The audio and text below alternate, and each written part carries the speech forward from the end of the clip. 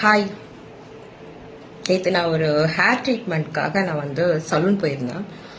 அங்கே வந்து விஜய் பாட்டாவே போயிட்டு இருந்ததா. நான் கேட்டேன், நீங்கள் விஜய் ஃபேனா அப்படின்னு கேட்டேன். ஆமாங்க அப்படின்னு சொன்னாங்க. அப்புறம் வந்து நீங்கள் மறக்காமல் டிவிக்கு கோட் போட்டுருங்க அப்படின்னாங்க. நான் சொன்னேன், போன வாரம் வரைக்கும் ஊருக்கு போயிட்டு ஓட் போடணும் அப்படின்னு நான் நினச்சேன். பட் லாஸ்ட் வீக் நடந்த ஒரு இதில் இன்சிடென்ட்ல எனக்கு வந்து அந்த அபிப்பிராயமே போயிடுச்சு அப்படின்னா. ஐயோ, இங்கே விஜய் ரொம்ப அழகுங்க, அவங்க யார் வேணா வச்சுக்கலாம் அப்படின்னு சொல்லிட்டு சொன்னாங்க. நான் அதை சொன்னேன், இருக்கட்டுமே, யார் வேணான்னு சொன்னா இருக்கட்டும், அவங்க ஃப்ரெண்டாக கூட தான் இருக்கட்டும், அவாய்ட் பண்ணியிருந்துருக்கலாம்ல. ஸோ அவாய்ட் பண்ணலாம்.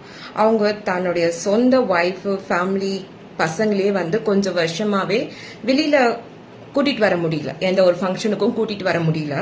அப்படின்னும் போது இதை அவாய்ட் பண்ணியிருந்திருக்கலாம், ஃப்ரெண்டை அவாய்ட் பண்ணியிருந்திருக்கலாம். நாங்கள் ஃப்ரெண்டுனே சொல்றோம், அவாய்ட் பண்ணியிருந்திருக்கலாம். ஸோ ஏதோ பிரச்சனை போயிட்டு இருக்கு, நம்மளுக்கு சரியா தெரியாது.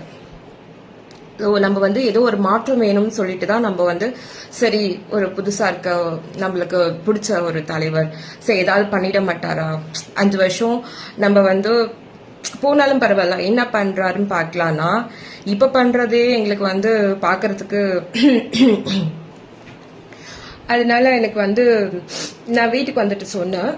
எங்க ஃப்ரெண்டு ஒருத்தவங்க வந்து திரிஷா ஃபேன், ஓகேங்களா.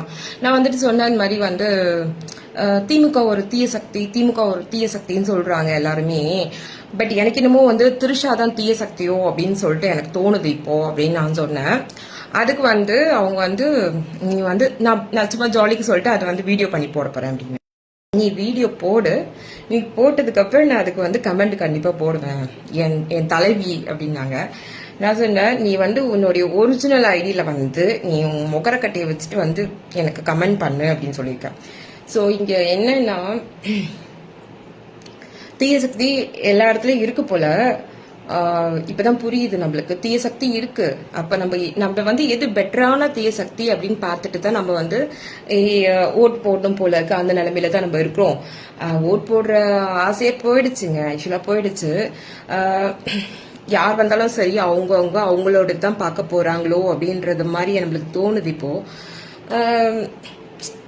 நம்ம உழைச்சாதான் நம்மளுக்கு சாப்பாடு, நம்ம வீட்டுல சந்தோஷம் எல்லாமே கிடைக்கும்.